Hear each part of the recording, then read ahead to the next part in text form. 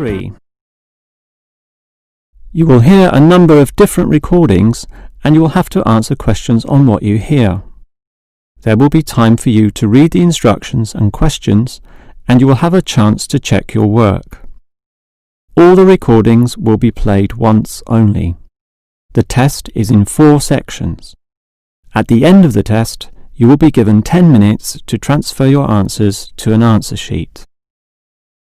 Now turn to Section 1. Section 1. You will hear a survey company representative ringing a person to obtain some information. First, you have some time to look at questions 1 to 5.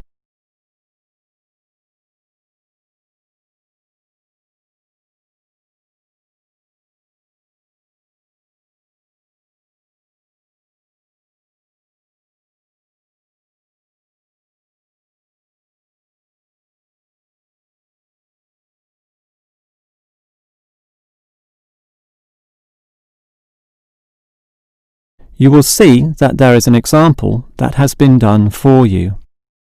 On this occasion only, the conversation relating to this will be played first. Hello? Hello? Who is this? Hello, I'm a representative of the Tally-Ho Survey Company, and I'd like to ask you a few questions regarding exercise. Ah, that's an interesting subject. The representative will ask questions about exercise, so exercise has been written in the space. Now we shall begin. You should answer the questions as you listen, because you will not hear the recording a second time. Now listen carefully and answer questions 1 to 5. Hello? Hello? Who is this? Hello, I'm a representative of the Tally-Ho Survey Company, and I'd like to ask you a few questions regarding exercise. Ah, that's an interesting subject. Yes, we think so too. But I'm afraid I'm a bit busy at the moment. Don't worry, this will only take about 4 minutes at the most. It's 10:25 now, so it will all be over by 10:30. Well, all right, if it's that short. It will be. So, one of the first things I need to know is where you are, that is, which suburb or area of the city. The last client was in Blackburn, for example. Blackburn, that's close to me. I'm in Box Hill. Another eastern suburb, then. I have a friend in Box Hill, too. Interesting place. Now, I need your approximate age for this survey. Are you younger than 20, between 20 and 29, 30 and 39, and so on? I'll turn 40 in a few months, so that puts me in the 40 to 49 age group. Well, that's in a few months, so right now you're in the 30 to 39. Oh, right, so put that then. OK. Now, I need to know your occupation. The last caller was a housewife, for example. The one before that, a teacher. I used to be a teacher too, teaching cookery. And now? Now you can just put domestic duties. Actually, I hope to begin a new job soon as a cook, but that won't be for some time yet. I have to wait for my husband's restaurant to open. Cook? That sounds interesting. But it's domestic duties for now. OK, that just leaves some information about your family. This is not obligatory at all, so if you don't want to answer, that's fine. What sort of information exactly? Oh, it's very broad. Married with children, single mother, that sort of thing. The last customer said she was a single mother. I'm married and not a mother. Put married, no children. I'm married with children myself, but I'll put in your details. And that finishes the profile and just leaves the actual survey itself if you're ready to proceed. Before you hear the rest of the conversation, you have some time to look at questions 6 to 10.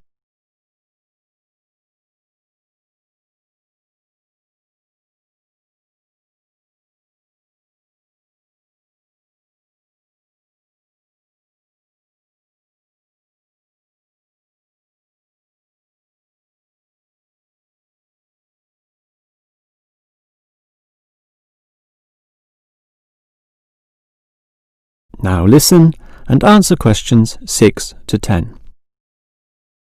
All right, let's begin the survey now about your exercise habits. I'm afraid I don't exercise much at all. Well, the main question is in what form you take your exercise, however little that may be. For example, in just cleaning. Do you clean the house? My husband does the cleaning actually, but I walk to the supermarket and shops very often, up to 4 times a week. I'll put that then, unless there's something else. Nothing else really, but I diet. I'm very strict about what I eat. Oh, and I do yoga, although that's not very energetic. More a form of relaxation and to tighten my muscles. They're both important, of course. But what about sport? Do you undertake any sporting activities? This could be very infrequent. In the past, for example. My husband plays basketball at the local school and I sometimes watch. When he was younger, he was in a basketball team, but I never participated. Have you done anything at all? I used to hike in a nearby national park. Well, that's a definite physical activity, so I'll put that, but not basketball. All right, that just leaves future exercise intentions. Do you plan or expect to do, at some stage, any form of exercise? I once dreamt of doing modern dance, but that's never going to happen. Realistically, I'm thinking about going swimming at the local aquatic centre, although my husband thinks we should just jog. I can't see myself doing that though. Too tiring. I can understand. I used to jog too, and it really makes you sweat. I'd say swimming's a much better option. But I'll be starting this job as a cook in my husband's restaurant. I imagine I'll be very tired doing all those late shifts. But if I have any energy left over, I might go to the aquatic centre to release some stress. All right, well, that's the end of the survey. Thank you very much for your time. That is the end of section 1. You now have half a minute to check your answers.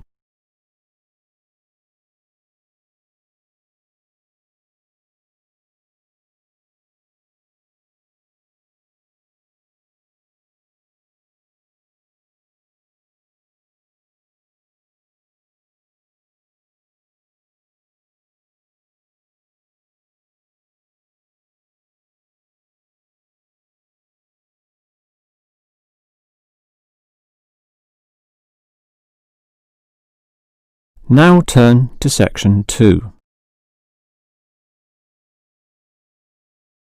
Section 2. You will hear the director of a Language Centre library explaining about its facilities to some new students. First, you have some time to look at questions 11 to 16.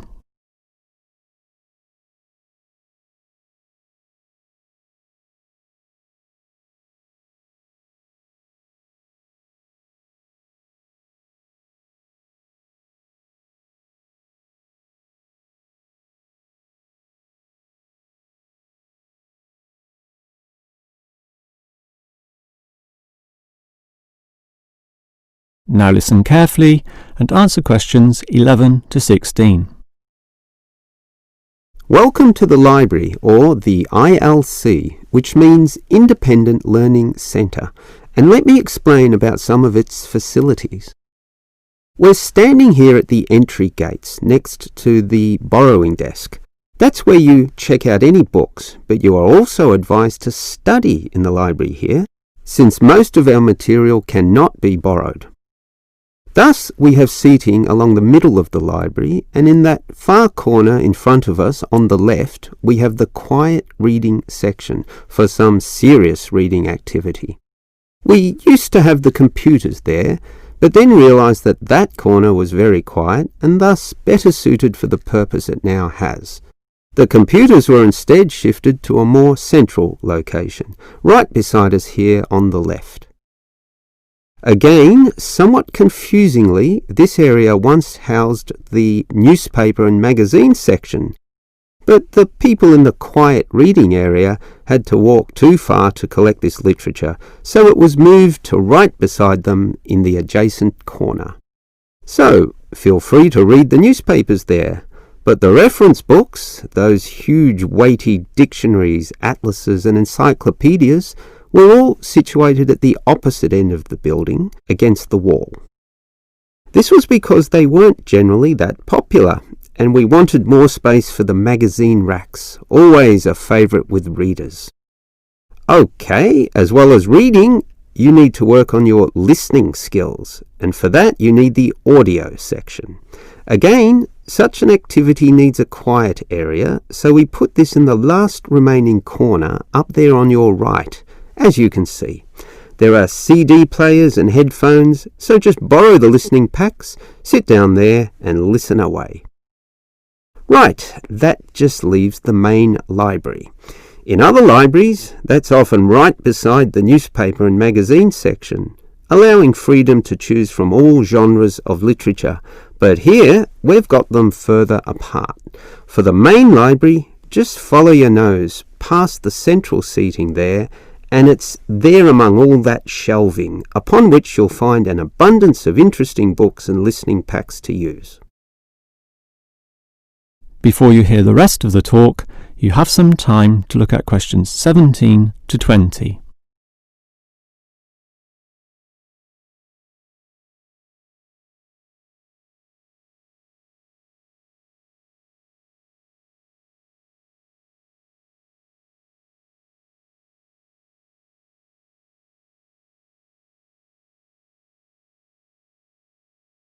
Now listen and answer questions 17 to 20. Now, I'd like to tell you a bit more about an excellent service offered in the ILC here that we call the Special Sessions. What can you do in them? For a start, many of you need practice in speaking English, and for that we hold a special discussion session led by a teacher. That can be noisy. In fact, we hope that it is noisy, since that would mean many people are talking. It's in the central seating area, and it used to be from 10:30 to 1:30, but we found that the noise was disturbing the regular ILC patrons, so we shortened and moved this discussion to the morning 9 a.m. time slot, when fewer people are in the centre. It goes for 1.5 hours. All right. What about writing skills? Well, we can help you there with another teacher. Now, writing is a fairly quiet activity, so that teacher stations him or herself in the quiet reading area from 1:30 until 3. The 10:30 to midday time slot cannot have a teacher for such writing skills, as they are all teaching in the morning. For this reason, of course, there cannot be an on-call teacher in the morning either. Although many people would like one, particularly the 10:30 to noon crowd, having just finished their early morning class. These students all have to wait until midday onwards, when, for 3 hours, a teacher will be stationed in the audio section, ready to deal with all those questions. Until recently, we had another teacher doing the 3 p.m. to 6 p.m. time slot in the central seating. But all the noise interfered with the late users of the ILC, so we had to cancel that. Also noisy can be the language exchange, where local students who want to learn your language will help you practice English. This is generally done in pairs, so the noise level is low enough not to need this exchange to run at 9 a.m, but at the more congenial time of 10:30 among the central seating. That must finish by 1:30 though, after which quieter and more individual activities take place. That is the end of section 2. You now have half a minute to check your answers.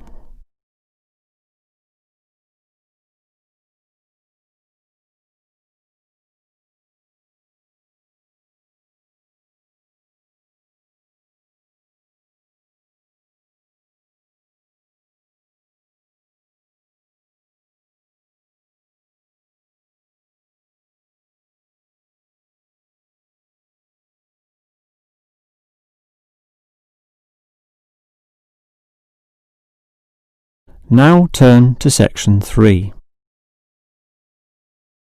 Section 3. You will hear two students, Dylan and Emily, discussing the techniques they use when listening to lectures. First, you have some time to look at questions 21 to 24.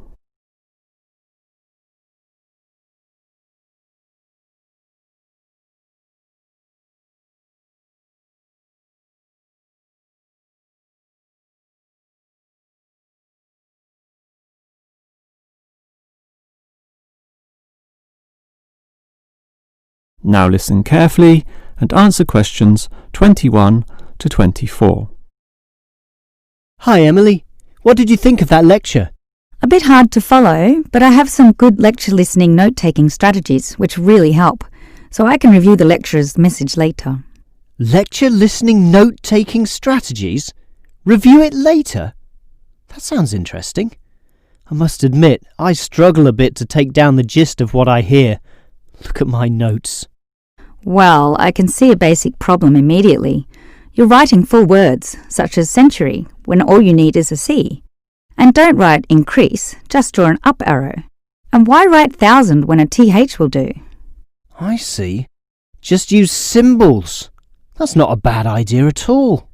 It's the most basic strategy, allowing you to record information at a faster pace. These lecturers can talk faster than others too, so you don't want to waste any time. But you need to be very familiar with your set of symbols. Why? Because you'll have to look at these notes days, weeks, or even months afterwards when you begin writing your essay. So you'll need to be able to interpret them at a later stage. I think I can do this, even by looking at your notes. Imed must mean immediately. But regarding the lecture as a whole, I knew the professor would be giving a set of specific recommendations and comparing two alternative approaches, so I formatted my page in advance, adding the features consistent with the nature of what I was going to hear. I think I need an example of what you mean. Well, look at my page. Before the lecture, I drew large headings saying recommendations. You should always draw these, and I drew a table saying approach 1 and approach 2. At the end, I drew a flowchart, as obviously the final recommendation would be a step-by-step approach. Then I was prepared in advance to simply fill in the spaces. Wow! Now that's clever. Before you hear the rest of the talk, you have some time to look at questions 25 to 30.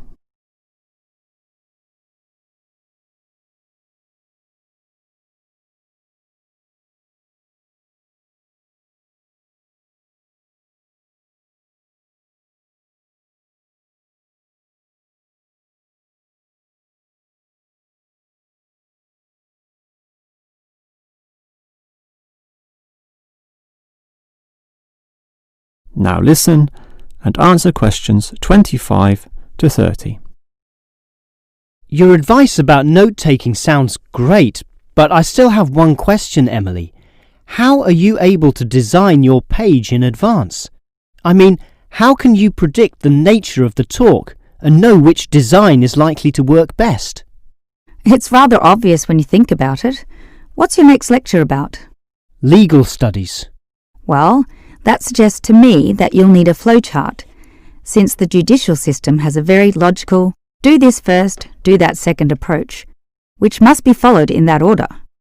You know, all the processes that happen in the courtroom and the procedures that must take place to ensure complete legality.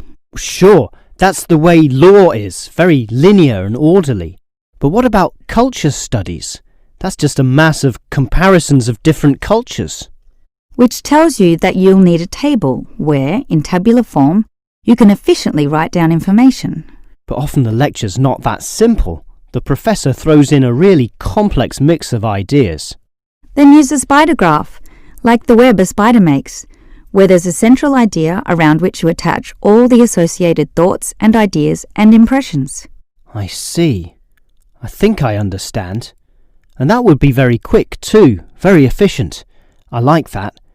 But what about management theory? How would you approach that? The same as with culture studies. I'd use a network, which is basically the same as a spider graph, linking thoughts, although this time there are directions involved. It is this element that makes it different, the fact that the thoughts go one way and not the other.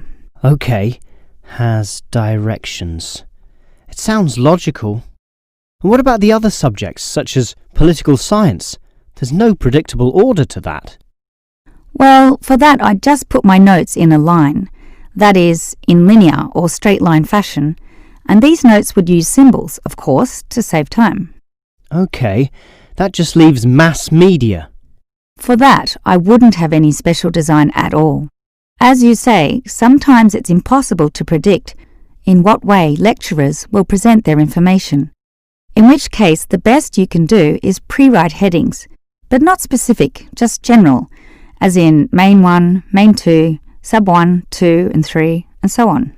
OK. But always be prepared to adapt to the nature of the talk, using any one of the other methods if it becomes appropriate at the time. That is the end of section 3.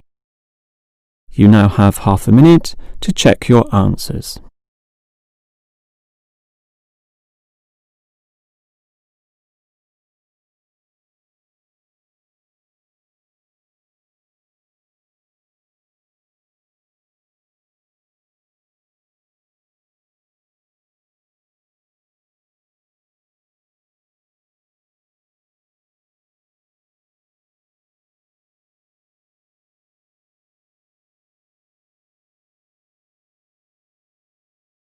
Now turn to section 4. Section 4. You will hear a lecturer talking about an unusual atomic particle called a neutrino. First, you have some time to look at questions 31 to 35.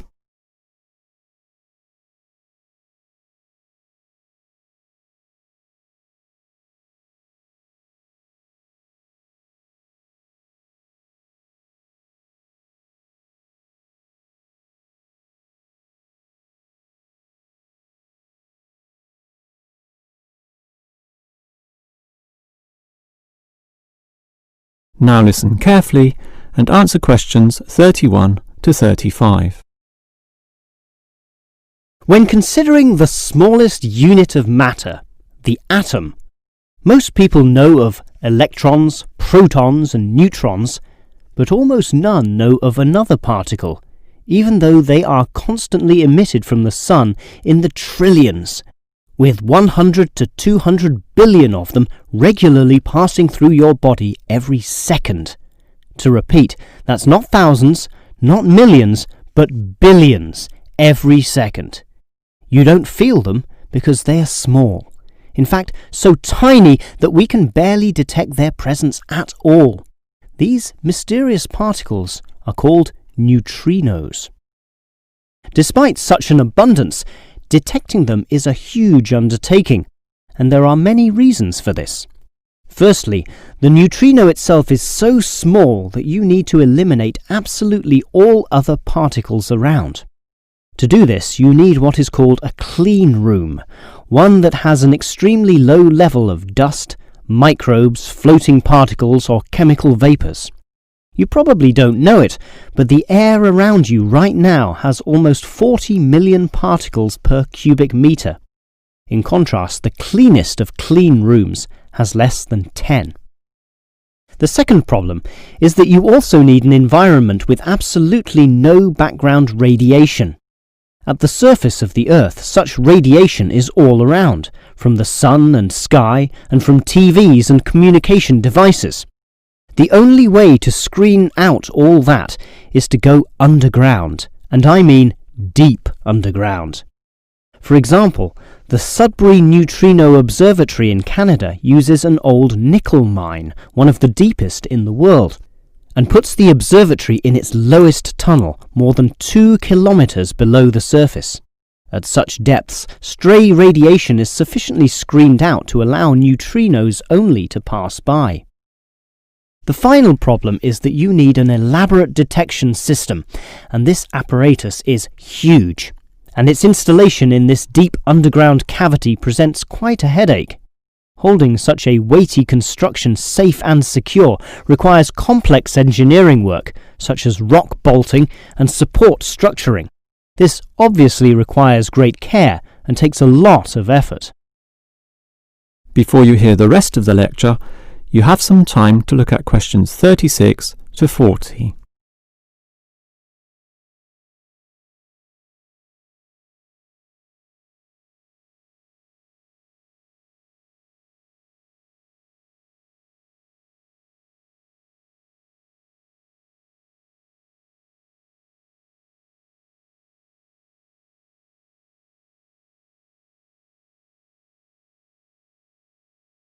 Now listen and answer questions 36 to 40.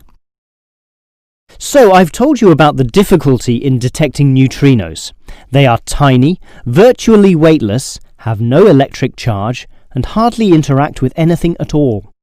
Yet we can detect them, and to see how, let's consider the Sudbury installation once again. The detector there consists of a spherical container filled with heavy water. This rests inside another vessel filled with normal water, which helps support the weight of the inner sphere, as well as providing further shielding from any stray radiation. At the edge of this inner sphere are about 10,000 electronic detectors. These are extremely sensitive, able to multiply 100 million times any electric current which occurs. So, as the neutrinos pass through this sphere of water, there is a very, very, very small chance that one of them may hit a water molecule. To increase the likelihood of this, two strategies are used. 1. The larger the sphere of water, the better, and the Sudbury tank holds not 10 tons, not 100 tons, but 1,000 tons. 2. The water is special, consisting as it does of heavier molecules. So what happens is this. If the neutrino hits the water molecule, the neutrino is absorbed, but the molecule itself splits apart, producing a tiny electric current. It is this which is detected and analysed, giving key information about the neutrino. The final question is, why do we care about these elusive particles? Well, just think. They can pass right through the core of our sun at the speed of light without being affected or losing strength. No other form of radiation can do that, meaning that the knowledge we get about neutrinos can help us to control them. With this ability, we can probe the centre of our Earth, the inner layers of our sun, and the outer limits of our solar system, and that makes it all worth the effort. That is the end of section 4. You now have half a minute to check your answers.